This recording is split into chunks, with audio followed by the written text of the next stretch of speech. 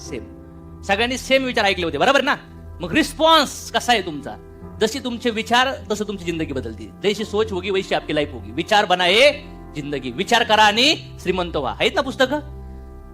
Response फार matter करतो. आपल्या आयुष्यात पण अपयश येतं, आपल्या आयुष्यात येतं का नाही येत? त्यावर दोन ऑप्शन आहेत, रिस्पॉन्ड करायचा का रिॲक्ट करायचा. म्हणजे पुन्हा प्रयत्न करायचे की सोडून द्यायचे. पण लोक काय करतात? सोडून देतात. लहान मुलं हट्ट एवढा करतात की मुलाला द्यावावंच.